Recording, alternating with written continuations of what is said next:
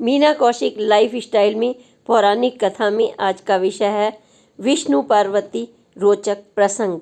जब विष्णु जी पार्वती जी के बने भाई और शिवलिंग बनाने में की मदद।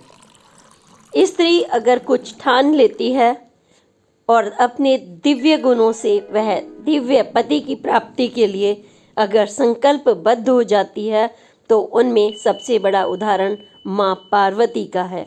जब उन्होंने ठान लिया और अपनी तपस्या से उन्होंने केदारनाथ में शिव जी ने अनुमति के बाद शादी का निश्चय किया तो ब्रह्मा विष्णु महेश स्वयं कैसे आ गए थे, आज की पोस्ट में हमने यह सब कुछ वर्णन किया है। और यह कथा आज की परिस्थितियों में बहुत ही प्रासंगिक है, क्योंकि आज हम जब पति का वरण करते हैं तो भगवान शिव के जैसा वरण करने की बजाय महल, गाड़ी, बंगला देखते हैं और फिर बीच में ही अपने वैवाहिक जीवन को तोड़ देते हैं और भाई वगैरह की भूमिका भी नगण्य हो जाती है। लेकिन अगर दिव्य गुणों से पूर्ण पार्वती जैसी स्त्री होती है तो वह अपने ऐसे पति का वरण करती है जिसमें उसका घर संसार सुखी होता है और सृष्टि के संचालन की तरह वह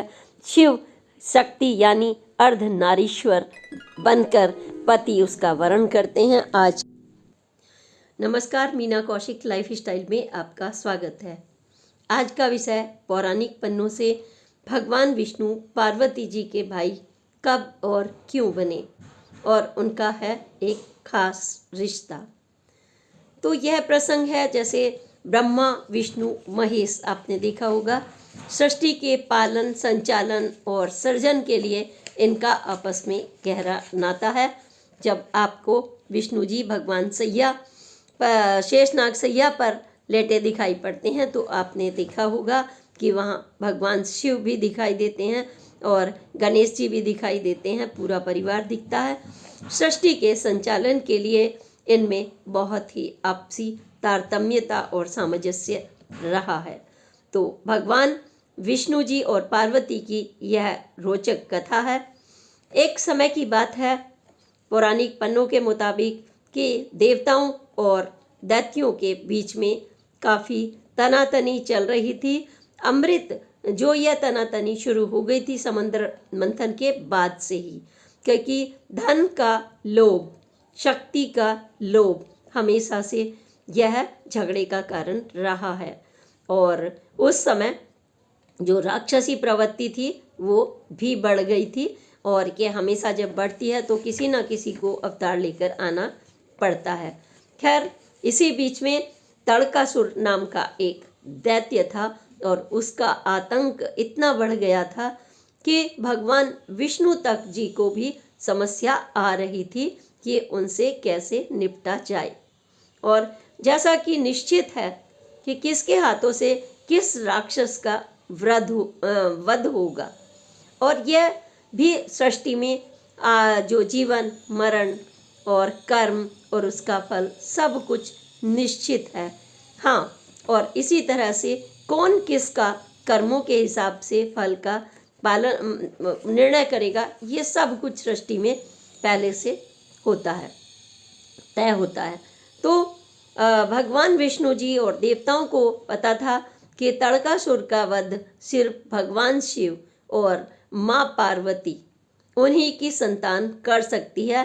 पार्वती के बजाय शिव और शक्ति कहें तो उन्होंने कहा था कि इनका जो वध है तड़कासुर का शिव और शक्ति के ही संतान के जरिए तय है।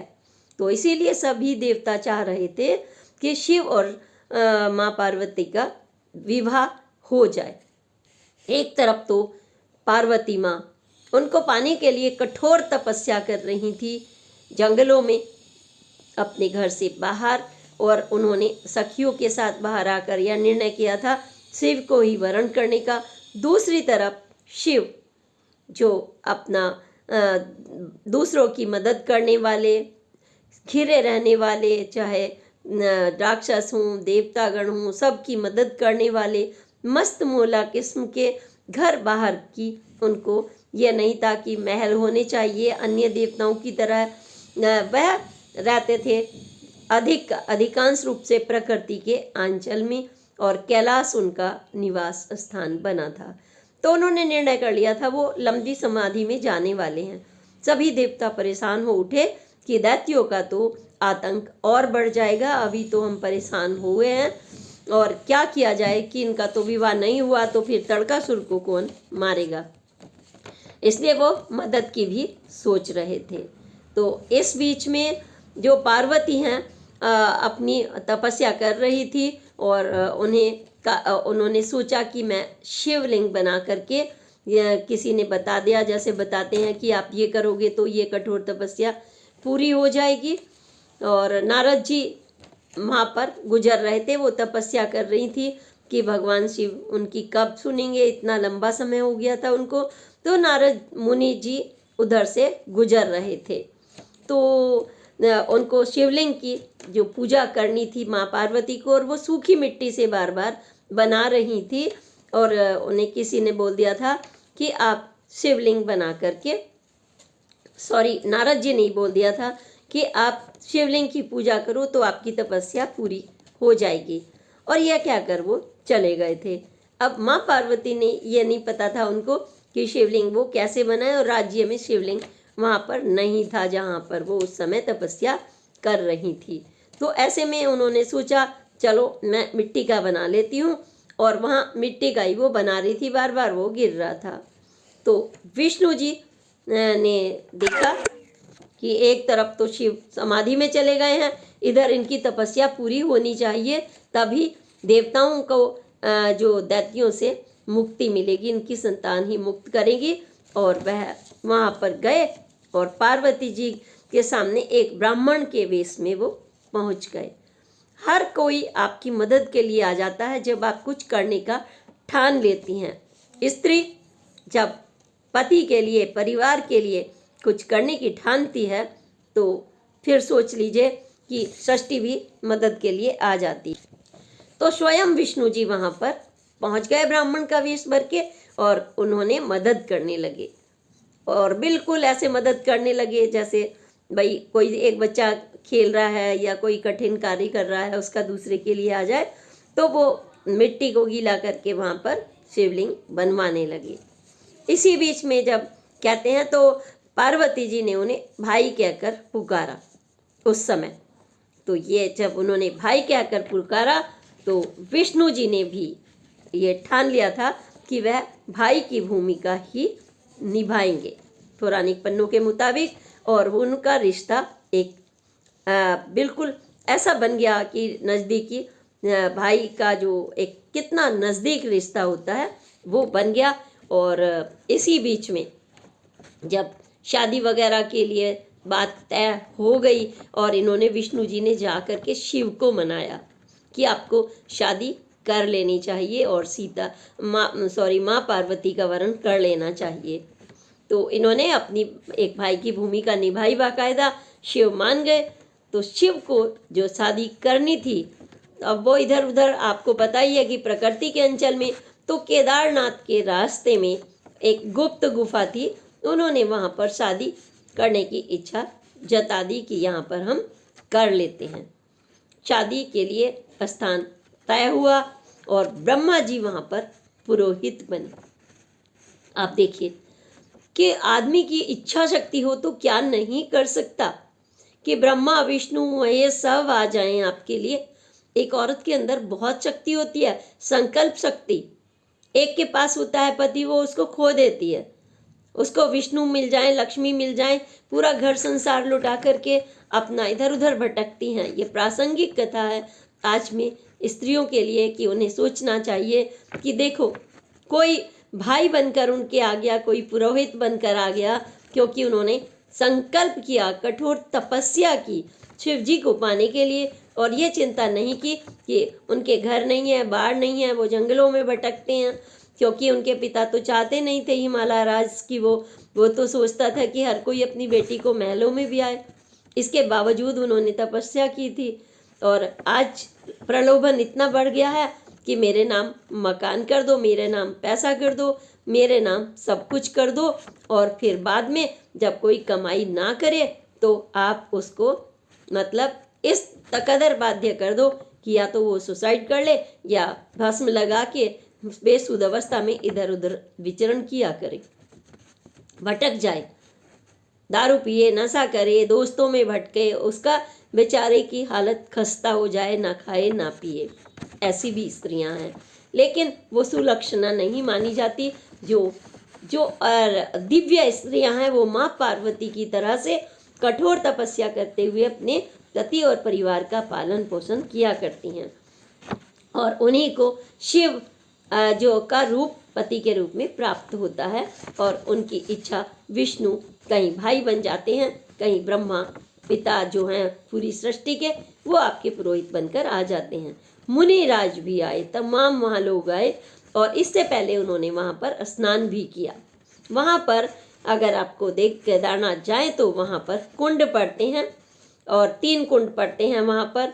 एक ब्रह्म कुंड है, एक विष्णु कुंड है, और एक रुद्र कुंड है। तो इसमें वहाँ पर शिव, विष्णु और ब्रह्मा जी ने और देवताओं ने इनमें स्नान किया था। और आज भी इन कुंड में जो भी सुमंगल कार्य करने वाले होते हैं, मनोकामनाएं पूरी करने वाले होते हैं, अपने बच्चों के लिए, परिवार के लिए, जो भक्तजन हैं शिव के, विष्णु जी के, ब्रह्मा जी के, सभी वहाँ पर जब केदारनाथ जाते हैं तो उस कुंड में स्नान करते हैं, और वहाँ पर अपने बच्चों और परिवार के लिए उनका आशीर्वाद मांगते हैं।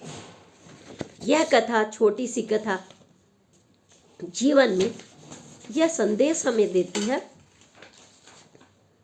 कि देखिए, परिवार सबसे प्रमुख इकाई है और हमें इसका महत्व समझना चाहिए। क्यों? क्योंकि देवता तक आप देखिए, शादी करके उनके बच्चे होंगे, परिवार होगा, तभी वो समाज का भला कर पाएंगे ना। क्योंकि मन शांत मन होगा, एक व्यवस्था बनती है परिवार से, खाने की व्यवस्था, सुबह शाम पूजा की व्यवस्था, भगवान का ध्यान लगाने की व्यवस्था। अगर यह संचालन नहीं होता, सृष्टि का एक चक्र होता है और इसी से हमारे सारे नक्षत्र भी चलते हैं। जो हमारे सूरज, जो 7 घोड़े हैं और सूर्य के, वो भी इसी का प्रतीक है। उसमें जो तिल्लियां होती हैं, एक चक्र होता है और 12, उसमें जब तिल्लियां होती हैं 12 महीनों का प्रतीक है, कुछ मौसम का प्रतीक है, फिर नक्षत्र का प्रतीक है। तो यह सारी हमारी एक व्यवस्था का संचालन करते हैं। तो पति व्रत धर्म और पति पत्नी दोनों का एक दूसरे के प्रति पूरक बन जाना। तपस्या क्या है कि एक अच्छा वरण, अब उसमें ये तो नहीं है कि उन्होंने राजमहल देखे या क्या देखा। माँ पार्वती ने तो उनके गुण देखे। क्या गुण देखे? ना धन ना कुछ, वो मानसरोवर पर है, कहाँ रहेंगी, कोई चिंता नहीं। उन्होंने देखा एक तेजस्वी पुरुष, जो सबकी मदद करने वाला, सरल व्यक्तित्व, कपड़ों और महलों से, इन चीजों से कोई उनका लेना देना नहीं।